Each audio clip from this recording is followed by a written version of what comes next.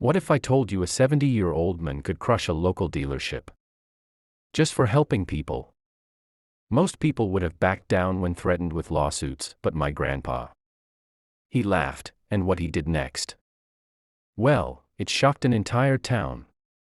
If you've ever loved seeing someone take down a bully and serve justice in the most satisfying way possible, hit that like button, subscribe, and get ready, because this story of my grandpa taking on a greedy car dealership is going to blow your mind. The thing about my grandpa was, even in his mid-60s, he carried himself like a man who had already lived a dozen lifetimes. There was a quiet confidence about him. The kind that comes from building something from nothing. From scraping and clawing and never letting anyone tell him what he couldn't do. He'd been successful in business for decades. Made a fortune, and then, as he often said with a wry smile, I realized I didn't want to be rich, I wanted to be free. So, he started selling off his businesses. One by one, not because he had to, but because he wanted to.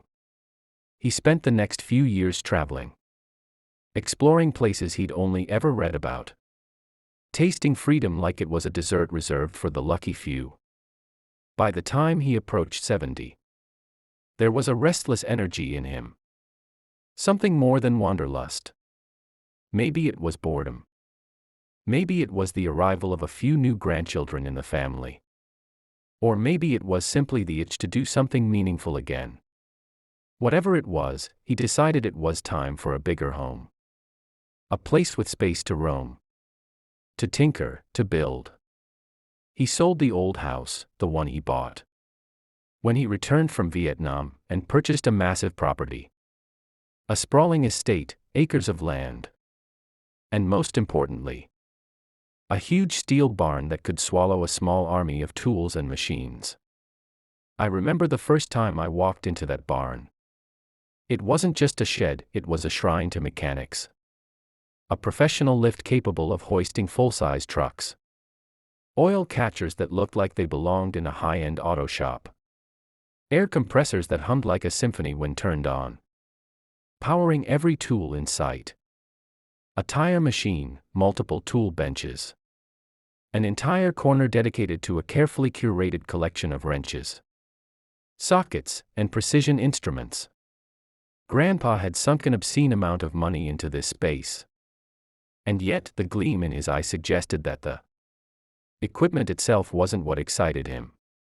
It was the possibilities it represented. His plan was deceptively simple. He would fix cars, but not just for anyone. For people who needed it most. Who couldn't afford a dealership. Who were down on their luck. Word spread quickly through his local church. And soon neighbors were stopping by, asking if Grandpa could help with a car that had sat idle for months. Stranded by a broken engine or a stubborn transmission. And he would. Always. He took only a few jobs each week. Enough to keep busy but never overwhelmed. Always making sure his work brought joy and relief, not stress. He wasn't in it for the money, he did it because he loved it. Because he could, and because he wanted to help. But, of course, that's when trouble found him. The local car dealership owner. A man whose life revolved around profit margins and market share. Came calling one afternoon. He strode into Grandpa's barn with a sneer that immediately set my teeth on edge. You need to stop fixing cars, he barked. His voice dripping with authority, you're not licensed. You don't have insurance. You're hurting my business. Grandpa leaned against the lift, wiping a smear of grease from his hands. He could have laughed right there, and he almost did. I'm just doing a few cars a week, he said calmly. The kind of calm that makes anger fester in others. It's a hobby. I'm helping people who need it. The men didn't leave quietly. Threats were made. Lawsuits were hinted at. And when the papers finally arrived, Grandpa realized that what he thought would be a minor scuffle, a misunderstanding, perhaps, was about to become a full-blown legal battle. Grandpa's first instinct was to reason with the man. He went to the dealership, laid out everything. The fact that he only worked on people who couldn't afford professional services. The small number of cars he handled. His disinterest in turning this hobby into competition. But the dealership owner wouldn't hear it. It was a battle of principles versus profits. And Grandpa's principle was simple: help people. The man's principle: make money, no matter what. And that, my friends, was the spark that lit the fuse for something extraordinary. Grandpa could have backed down. He could have ignored the threats. Quietly closed the barn doors. And let the men have his way. But he didn't. Because Grandpa wasn't just a man with tools, he was a man with patience, cunning, and an unshakable sense of justice. And when someone tried to bully him for doing good, well, that's when he decided it was time to escalate.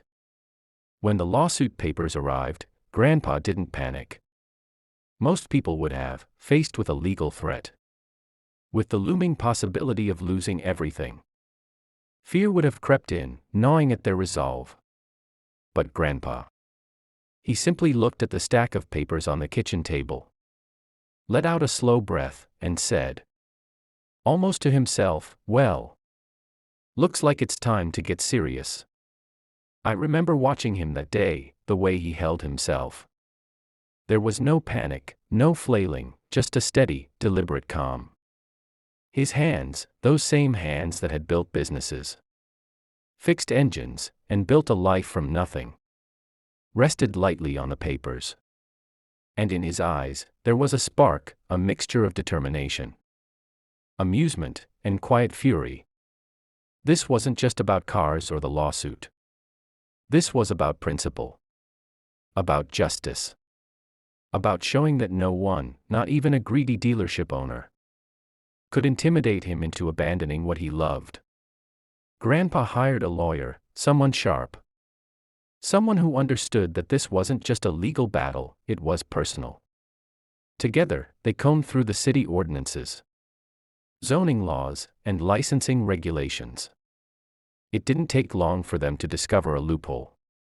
Because Grandpa lived on 6 acres on the outskirts of town, the city could approve a commercial garage on his property. He wasn't breaking the law. If anything, the dealership owner's threats were more bark than bite. But Grandpa didn't stop there. He could have taken the easy route, get licensed, do the bare minimum, and quietly continue his hobby. That would have been enough for most people. But not Grandpa. He had something else in mind. Something that would send a message, loud and clear, without ever needing to yell or raise his voice. First, he tackled the legal requirements. A business license. Insurance. Every single document in order. Done. Checked. Verified. Then came the upgrades. He ran a dedicated phone line to the shop. He hired a full-time mechanic, not a handyman. A certified professional who could handle anything that came through those massive steel doors. He installed a professional sign, a waiting area with a water cooler. Even ran small ads in the local newspaper and on TV, proudly declaring, "Pay what you can, reservations only." The reactions around town were priceless. Neighbors whispered, skeptical at first, "Is he really going to do that?" Meanwhile, the dealership owner was fuming. Imagine his rage. Here's this 70-year-old man, legally running a licensed auto repair business, charging whatever the customers could pay, or nothing at all. Essentially, he was paying to fix people's cars for them. The audacity of it. The injustice of it. And yet, that audacity was genius. Grandpa's shop started filling up. Cars came in one by one. Owners grateful, often teary-eyed, not knowing how they would have gotten home otherwise. And Grandpa, he loved it. He worked shoulder to shoulder with his hired mechanic, sharing stories, teaching techniques, laughing over stubborn engines, and celebrating small victories. When a car roared back to life after weeks of silence, the dealership owner didn't stay quiet for long. Furious at the perceived encroachment, he filed another lawsuit, thinking he could crush Grandpa through intimidation and legal fees. But the court wasn't fooled. Grandpa had dotted every I, crossed every T. He wasn't just compliant. He was exemplary. The judge made it clear. Grandpa owned a legitimate, insured business. And how he charged his customers, or didn't, was entirely up to him. The dealership's case crumbled. There was a subtle, satisfying hum of victory in Grandpa's barn that day. Not loud or boastful, just a quiet, unshakable triumph. He had done more than win a legal battle. He had reclaimed agency, validated his principles, and taken the first step toward a kind of revenge that didn't need shouting or threats. It would be felt in every corner of the town for years to come. And yet, this was only the beginning. The real power move, the one that would cement his legend, was still ahead. Grandpa's patience and strategy were just warming up. He wasn't done showing that when someone underestimates a man who has time, resources, and the moral high ground, the consequences can be spectacular. By now, word of Grandpa's shop had spread across town like wildfire. People whispered in grocery stores, at the post office, even in the pews of the church. Have you heard about the old man fixing cars for free? They didn't call it free, of course, he called it pay what you can. But for everyone struggling, the effect was the same. Hope in the form of a wrench, oil, and a smile. Grandpa walked through his barn one morning, hands shoved in his pockets, surveying the chaos with quiet satisfaction. Cars lined up on the lifts, engines open. The scent of grease, rubber, and hot metal filling the air. The hum of the compressors and the clink of tools were music to him. A symphony of purpose. He watched his mechanic, a young man named Tom, expertly change the oil on a battered sedan, and felt a swell of pride. Not for himself, but for the fact that he had created a place where people mattered more than profits. But the real satisfaction, that came when the phone rang. Again. Another lawsuit. Another angry letter from the dealership owner, furious that his precious profits were being undercut by an old man in a barn. Grandpa didn't flinch. He picked up the phone, listened politely as the owner ranted about ruining legitimate business and unfair competition. And then, with the calmest voice imaginable, said, "You're welcome to try. But remember, I only do this for people who need it. And I'm very, very good at it." Click. The line went dead. Grandpa leaned back, the smallest smirk playing on his lips. Inside, a quiet thought tickled his brain: let them try. Let them make fools of themselves in court. I've got nothing to lose. The next few months were a masterclass in subtle revenge. Grandpa expanded his shop in every legal, legitimate way possible. Each step a calculated move to put the dealership owner deeper into frustration. He ran a local TV ad, smiling warmly into the camera, announcing, "Pay what you can, reservations only. Help is here for everyone." The town watched, riveted. Ads in the newspaper detailed his services, emphasizing fairness, honesty, and accessibility. He hired a second mechanic, ensuring no car would have to wait long, further undercutting the dealership's business. And the reactions were priceless. I remember overhearing Tom, the mechanic, laughing as he wiped his hands on a rag. "I can't believe people actually call this a business. He's basically paying them to fix their cars." Grandpa chuckled, nodding, but inside, he was strategizing. Each smile he gave customers, each handshake, each engine fixed for pennies, or nothing at all, was a small dagger aimed at the dealership's arrogance. One particularly memorable morning, a woman pulled up in a beat-up minivan, tears streaming down her face. Her transmission had completely failed, and she had no money to fix it. Grandpa didn't hesitate.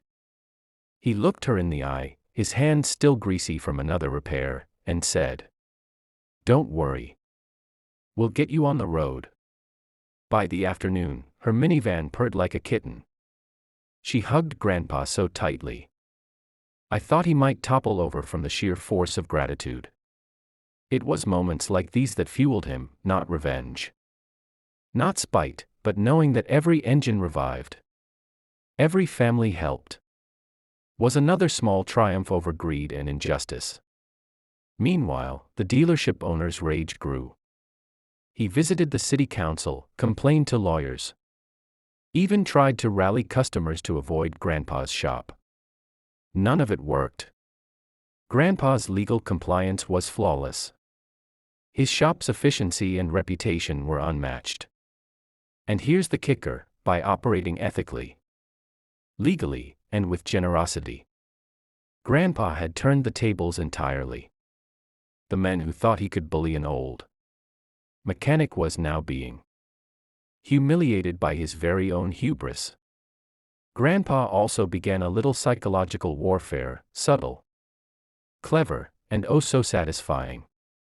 Every time the dealership owner complained, Grandpa would calmly remind him, "I only take a few cars a week. I only fix what's needed. And if I can help someone who otherwise couldn't afford it, well, that's just my hobby." He never raised his voice. He never got angry. But with each statement, the dealership owner's face would flush red. Frustration etched into every line. While the town quietly admired Grandpa's dignity, patience, and ingenuity. By the time the court proceedings wrapped up, after months of filings, lawyer meetings, and tense hearings, Grandpa emerged victorious once more. The court acknowledged that his business was fully legal, licensed, and insured, and that his pricing model was entirely his decision. He had taken what the antagonist tried to weaponize, lawsuits, intimidation, threats, and turned it into a shield, a platform, and ultimately, a subtle but crushing revenge. For Grandpa, though, it wasn't about gloating. He walked back to his barn that evening, the fading sun casting long shadows across the polished concrete floors, and ran his hands over the workbench. Each tool gleamed under the warm light. Each lift stood ready for the next car. Each compressor hummed a steady, calming rhythm.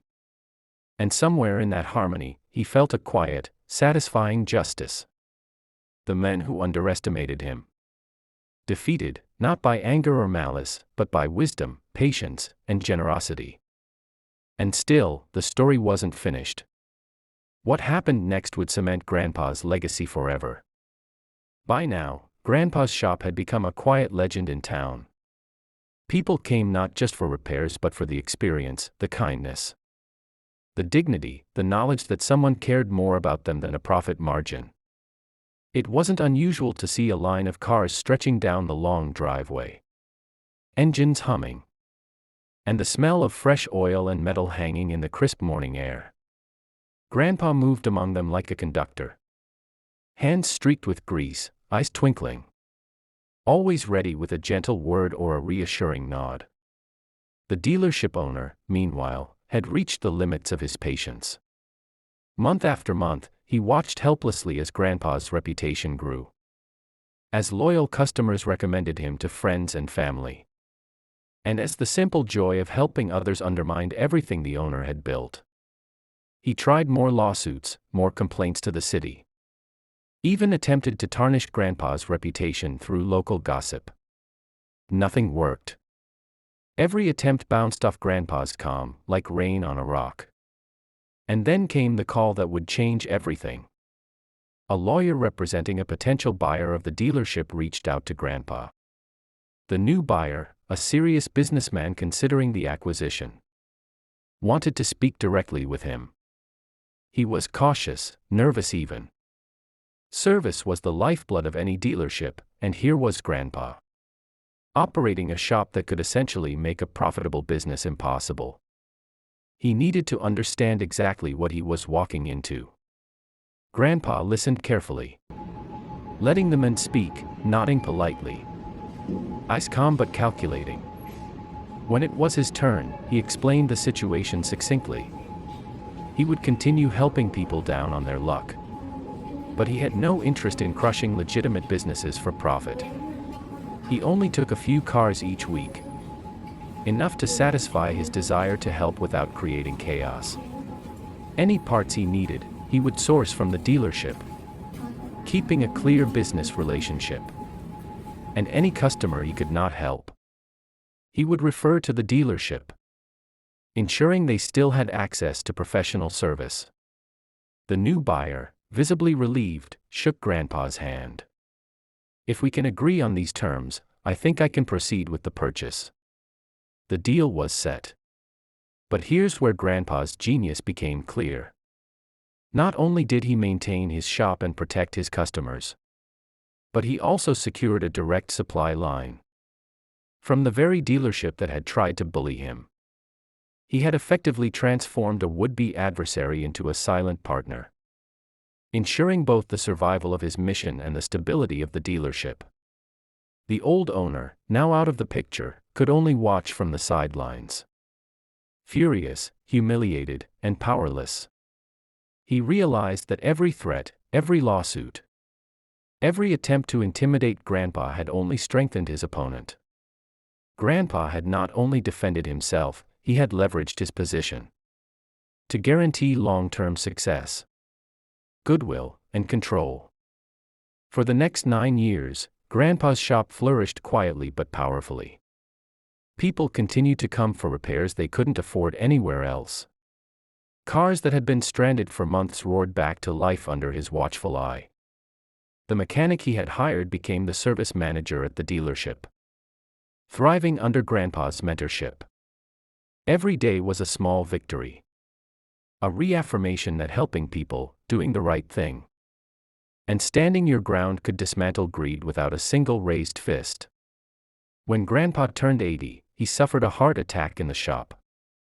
One of his grandchildren was there, rushing him to the hospital. He recovered, but the doctor told him the body that had built, lifted, repaired, and created could no longer handle the physical toll. Grandpa finally retired from the barn, looking out the kitchen window each day at the place where he had achieved so much, not just in tools and cars, but in justice, fairness, and respect. Those last 3 years of his life were quiet, reflective, filled with memories of engines repaired, smiles shared, and battles won without ever compromising his values. When he passed at 83, he was surrounded by friends, family, and a town that revered him, not just for his skill, but for his unwavering sense of justice and generosity. Grandpa's story wasn't just about fixing cars or winning a legal battle. It was about standing your ground, outsmarting bullies, and showing that patience, strategy, and integrity can achieve a kind of revenge far sweeter than anger or malice ever could. He had taken every attempt to intimidate him and turned it into a legacy, a testament to the power of good when paired with cleverness, patience, and courage. Imagine this, a 70-year-old man facing a powerful local car dealership that tried to bully him, threaten him, and drag him through endless lawsuits. And instead of backing down, he completely turned the tables. By the end, the bully didn't just lose, he was powerless, humiliated, and had no choice but to give in. This isn't fiction. This is my grandpa's story. After years of building his barn into a mechanical haven, expanding his shop, hiring skilled mechanics, and quietly undermining the dealership's greed, Grandpa finally slowed down. Not because he wanted to, but because life has a way of reminding even the strongest among us that time is finite. From his kitchen window, he would watch the cars roll in, engines sputtering and then purring, the occasional honk from someone relieved to finally have their vehicle back on the road. There was a rhythm to it, a quiet satisfaction that ran deeper than money or recognition. This was the reward of a life spent helping others. Grandpa's revenge had never been about spite. He wasn't out to humiliate anyone maliciously, nor did he seek attention. His victories were earned through cleverness, patience, and integrity. Every time the old dealership owner tried to find a loophole, file a lawsuit, or spread rumors, Grandpa responded with calm strategy and precision. He didn't argue. He didn't yell. He simply acted, quietly, efficiently, and with a brilliance that left the antagonist exposed for all to see. And every time, the town watched in awe, admiration, and even amusement. People began telling their stories at the local diner. "Have you seen Grandpa's shop? He fixed my car for free and didn't even flinch when that dealershipman tried to bully him." Even small, seemingly mundane moments carried satisfaction. One morning, a young man rolled up with a truck that had sat broken for over a year. His job depended on that truck, and without it, he couldn't provide for his family. Grandpa didn't hesitate. He rolled up his sleeves, worked alongside Tom, the hired mechanic, and together they had the truck humming by sunset. The young man, tears in his eyes, clasped Grandpa's hand, saying over and over, "I don't know how to thank you." Grandpa just smiled, wiping grease from his hands, thinking to himself, This is worth more than any paycheck or lawsuit." Meanwhile, the dealership's former owner seethed. Every car Grandpa fixed, every customer he helped, every positive review in the newspaper or on TV, it was a constant, stinging reminder that all his threats, all his attempts at intimidation, had failed. He had underestimated a man who wasn't driven by greed, who had time, resources, and a moral compass sharper than any lawyer's argument. Grandpa didn't just survive the attacks, he thrived. And in doing so, highlighted the absurdity of the bully's rage. The pinnacle of this story came when the dealership finally changed hands. Grandpa sat down with the new potential buyer, a cautious man who understood the stakes. Service was the lifeblood of a dealership. And here was Grandpa, operating a shop that could, in theory, make competition impossible. But instead of being adversarial, Grandpa laid out a simple plan. He would continue helping the people who truly needed it. He would only take a few cars each week, never overwhelming the market. Any parts he needed, he would source from the dealership itself. Customers he could not take would be referred to the dealership. The new buyer, visibly relieved, shook Grandpa's hand. For the first time in years, the business was in harmony.